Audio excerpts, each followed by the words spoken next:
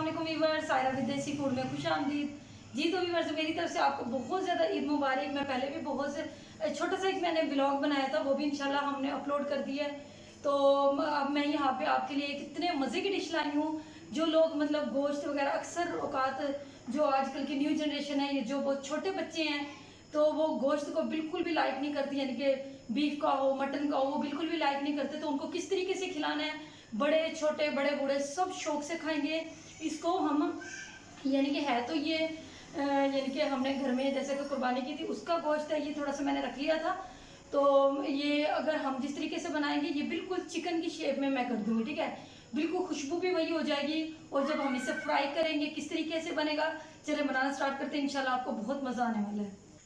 जैसे कि व्यूअर्स आप देख सकते हैं, गर्मी भी बहुत ज़्यादा है और इस तरीके से हम बनाएंगे ताकि फटाफट हमारी डिश भी तैयार हो जाए और बहुत ज़्यादा लजीज भी हो। ये देखिए, मैंने थोड़ी थोड़ी चर्बी भी इसके अंदर ले ली है। तो ये देखिए इस तरीके से, ठीक है। तो ये मटन है, ये मटन का गोश्त है, तकरीबन 1 से 1.5 किलो है। ये मैंने छोटे पीसीज में बोटियाँ कर ली हैं, ठीक है ना। इस तरीके से छोटे पीसीज में कर ली हैं।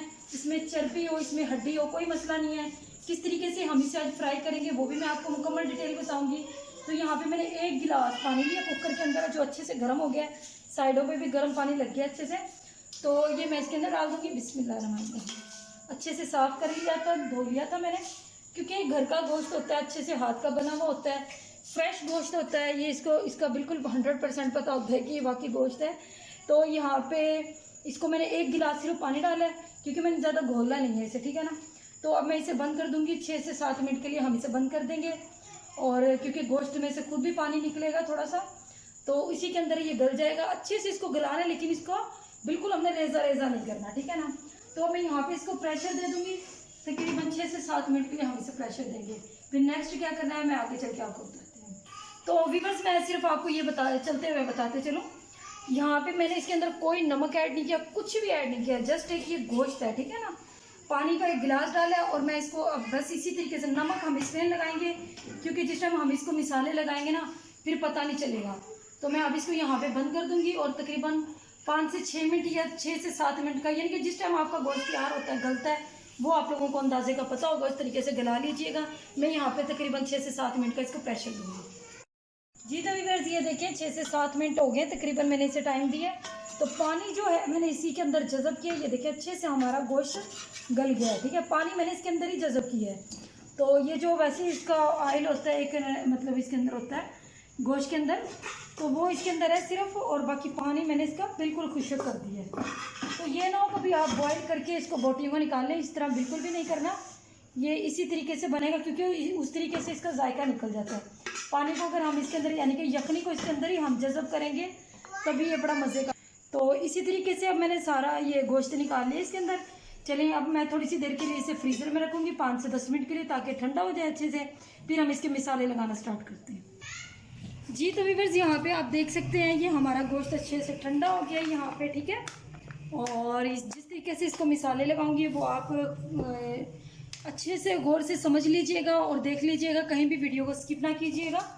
तो यहाँ पे जो सबसे पहले इसको जो मिसाला लगेगा, वो हमने अदरक लहसुन का पेस्ट बना के रखा हुआ है, ठीक है। तो मैं यहाँ पे तकरीबन 1 या 1.5 चम्मच इसके अंदर डालेंगे। मैंने पेस्ट बना के रखा हुआ है। ये बिल्कुल थोड़ा थोड़ा पानी इसके अंदर यूज़ करना है पेस्ट वगैरह के अंदर, ठीक है।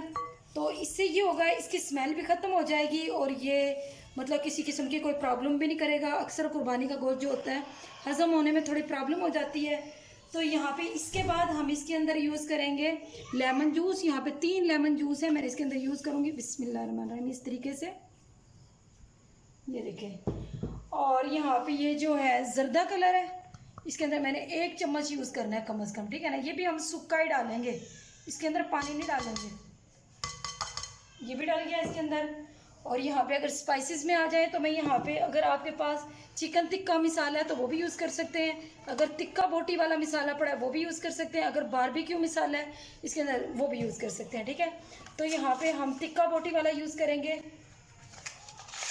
ये देखिए बिल्कुल इस तरीके से बनाएंगे कि हर कोई ईजीली खा ले, क्योंकि यहाँ पे अक्सर औकात मसला हो जाता है कि बच्चे बिल्कुल नहीं लाइक करते इसको, और बच्चे बहुत ज़्यादा मतलब इससे अजीब सा महसूस करते हैं, जैसा कि मेरे बच्चे। तो मैं इस तरीके से बना के देती हूँ, बहुत ही अच्छे तरीके से खा लेते हैं।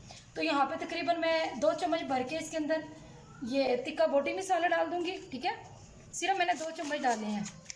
और यहाँ पे खाने वाले टेबल स्पून।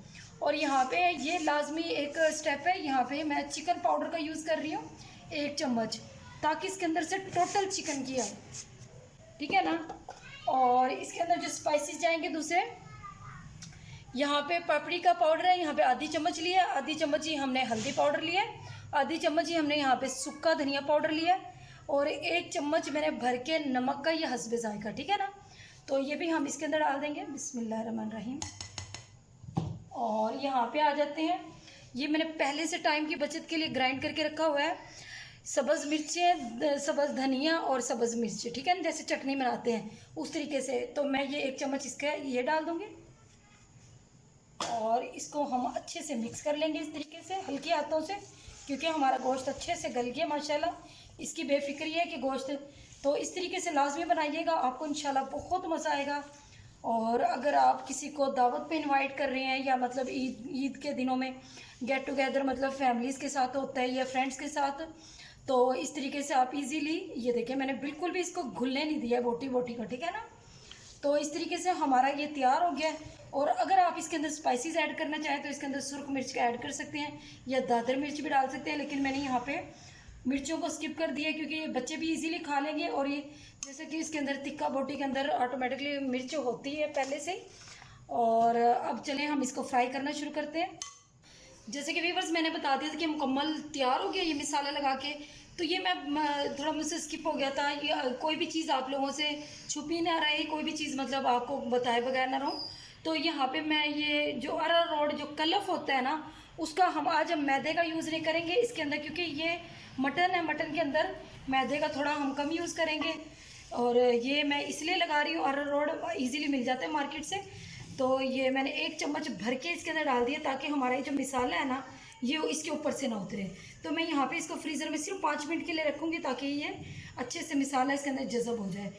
फिर उसके बाद हम फ्राई करना शुरू करते हैं। जी तो व्यूअर्स ये देखिए फ्रीज़र में रखे हुए तकरीबन 5 से 7 मिनट हो गए इसको फ्रीज़र में रखे हुए, ठीक है। तो अब यहाँ पे मैंने ऑयल को अच्छे से गर्म कर लिया है, यानी कि इतना गर्म भी ना हो, प्री हीट कर लिया मैंने इसे। तो यहाँ पे इसको फ्राई करना स्टार्ट करते हैं, बिस्मिल्लाहिर्रहमानिर्रहीम। इस तरीके से इसी तरीके से मैं सारा गोश्त इसके अंदर डाल दूँगी, पीसेस जितने भी हैं।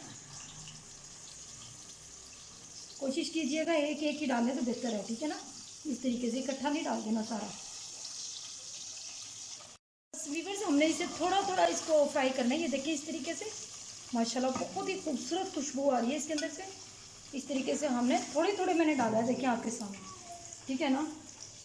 ज़्यादा इसको फ्राई नहीं करना, क्योंकि इसका हमने कच्चापन तो ख़त्म कर दिया बिल्कुल, कुकर के अंदर इसको गला लिया। इसका ये तो मसला नहीं है ना कि भी अंदर से कच्ची निकलेगी बोटी, ये तो हो ही नहीं सकता, क्योंकि हमने कुकर में अच्छे से गला लिया। इसको मैं साइड पे रख दूँगी और इसी तरीके से हम दूसरा डाल देंगे। अगर व्यूअर्स आपने इसी तरीके से, इसी बिल्कुल रेसिपी के तरीके से आपने बनाया तो इंशाल्लाह सबको, ये देखिए बहुत ही मज़े का एक खुशबू आना शुरू हो गई है। और जिस टाइम अगर आपने किसी को इनवाइट किया होगा दावत पे, तो बहुत ही मज़ा आएगा। इस तरीके से बनाएंगे तो एक ये न्यू डिश है समझें। तो चिकन तो हर कोई फ्राई कर लेते हैं, लेकिन अगर आप इस तरीके से करेंगे, जैसे कि गोश्त एक वाफर मकदार में होता है बकरा ईद के मौके पे, तो इस तरीके से लाजमी बनाइएगा। एक ये बहुत ही स्पेशल डिश है और इसका टेस्ट भी बिल्कुल डिफरेंट होता है।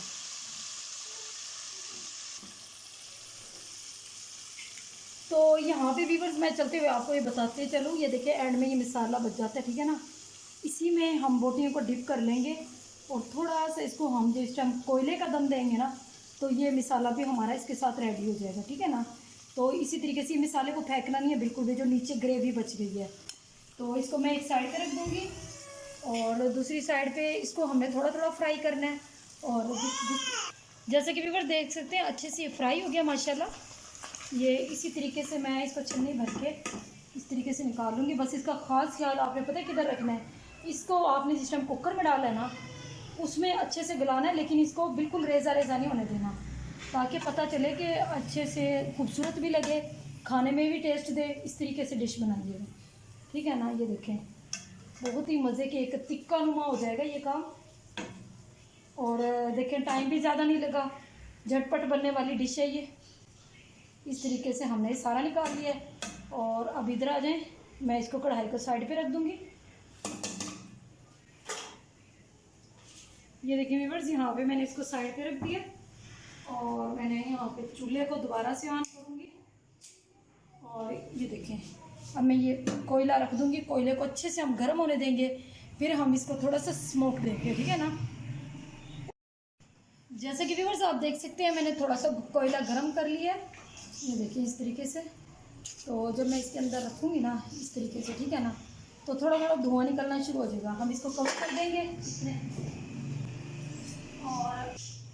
और ये जो हमने फ्राई किया था ना जिसके अंदर गोश्त, ये इसके ऊपर थोड़ा सा मैं ऑयल डाल दूँगी, ये वाला। ये देखिए इस तरीके से मैं इसको कवर कर दूँगी ताकि बिल्कुल बारबेक्यू वाला सिस्टम हो, ठीक है ना।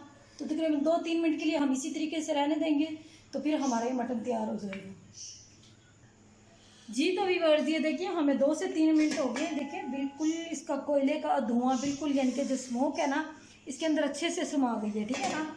तो मैं कोयले को उठा दूँगी यहाँ से इस तरीके से।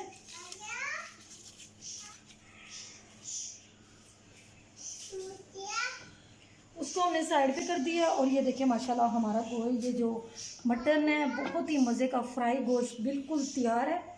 और ये देखिए आप यहाँ पे देख भी सकते हैं किस तरीके से, देखें बिल्कुल इजी तरीके से तोड़ सकते हैं आप। ये देखिए माशाल्लाह बिल्कुल इजी तरीके से। और ये खाने में भी इंशाल्लाह आपको बहुत मज़े का लगेगा।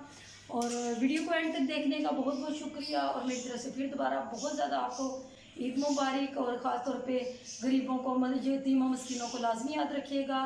बहुत बहुत शुक्रिया। अल्लाह हाफिज़।